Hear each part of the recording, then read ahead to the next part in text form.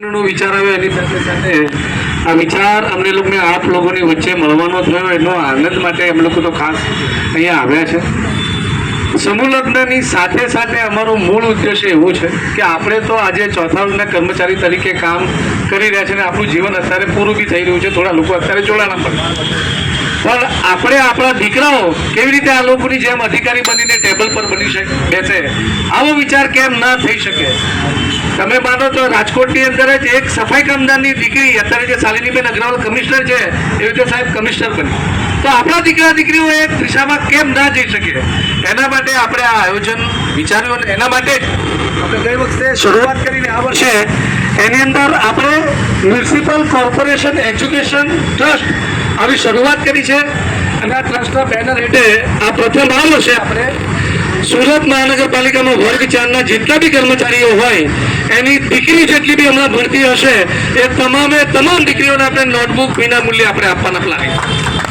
એટલે સમૂહ લગ્ન થકી આપણા દીકરા દીકરીઓ એજ્યુકેશનની અંદર કઈ રીતે આગળ વધે અને એ લોકોનું જીવન કઈ રીતે સુધરી શકે એ દિશાની અંદર અમારો મોટો પ્લાનિંગ આની પાછળનો આ છે.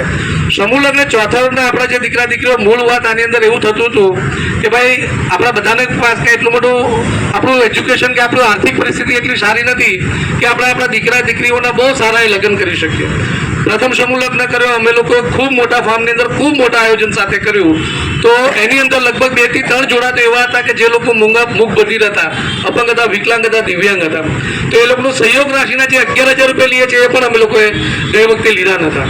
આ બધાની પાછળ એટલા માટે છે કે ક્યાંક ને ક્યાંક આપણે જે ચોથા વર્ગના કર્મચારી જો વ્યાજના દૂષણોની અંદર ફસાય છે એની અંદરથી બી ક્યાંક ને ક્યાંક એ લોકો નીકળે. હવે ડૉક્ટરની હોસ્પિટલ ખાતું આવે ત્યારે કંઈક થતું હોય વાત અલગ છે, પણ લગ્ન વ્યવસ્થા છે એની અંદર બી આપણે જો 3, 4, 5 લાખ રૂપિયાના દેવામાં ભરી, આજે હું કેટલા એવા લોકો ઓળખું છું કે જે લોકો એના લગ્નના વ્યાજ હજુ બી ભરે છે.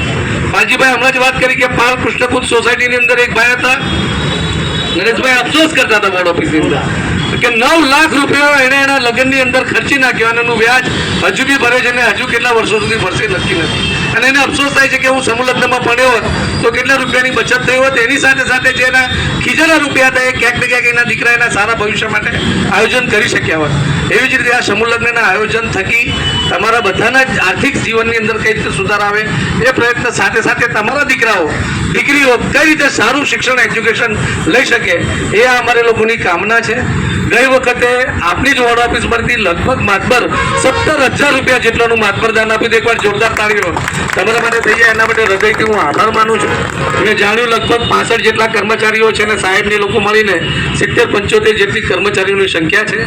ગઈ વખતે માન્ય નિલેશભાઈ જાદવ તરફથી સમગ્ર ભોજનની વ્યવસ્થાનો ખર્ચ એમણે ઉપાડ્યો હતો, એટલે 6-7 લાખ રૂપિયાનો જે ખર્ચ હતો એ નિલેશભાઈ જાદવે ઉપાડ્યો હતો. પણ આ વખતે નિલેશભાઈ જાદવનું એ પરિસ્થિતિ નથી કે દાન કરી શકે, એટલે અમને 2-4 વોર્ડ ઓફિસ પરથી એવું કીધું કે તમે લોકો મૂંઝાતા નહીં, આ વખતે ચોથા વર્ગના કર્મચારી ભોજન વ્યવસ્થાનું આખું આયોજન કરશે. એટલે આ વખતે અમારા લોકોની અપેક્ષા એવી છે, બહુ મોટું નહીં, નાનું નાનું પણ દાન આપીને અહીંયાથી ગઈ વખતે કરતાં સારામાં સારું દાન આવે ને ભોજન વ્યવસ્થા અમે લોકો કહી શકીએ કે આ ચોથા વર્ગના કર્મચારીએ ભોજનની વ્યવસ્થા કરી છે અને ભોજન તમામે તમામ લોકો આવીને લઈ જશે. બીજી બાબત કે ગઈ વખતેના જે દાતાઓ છે, જે ગઈ વખતે બી તમે દાતા બને આ વખતના બી જે દાતાઓ છે એ લોકોના માટે અમે લોકો લગભગ માન્ય કમિશનરશ્રી અને મેયરશ્રી એ લોકોનો સમય લઈ અને ડિસેમ્બર મહિનાની આજુબાજુ અમે લોકો તમારા લોકોનું સન્માન માન્ય કમિશનર કઈ રીતે કરી શકે એ દિશાનું આખું પ્લાનિંગ થઈ રહ્યું છે. જ્યારે પણ તમને બધાને આમંત્રણ મળશે ત્યારે તમે બધા પધારો અને કમિશનર સાહેબના હાથે તમારા બધાનું સન્માન થાય, એમની નોંધ લેવાય એ દિશાનું અમારું પ્લાનિંગ છે. આ સમૂહ લગ્ન આપણા છે, આપણે સૌ તમે આની અંદર સહભાગી રહ્યા છો. આ વખતે ખૂબ મોટા પ્રમાણમાં ખૂબ સારી રીતે સહભાગી થાઓ એ જ અમારે તમામની અભ્યર્થના છે, અપેક્ષા છે. અમારું આમંત્રણ ગઈ વખતે પણ મળ્યું હતું ને આ વખતે પણ તમને મળશે.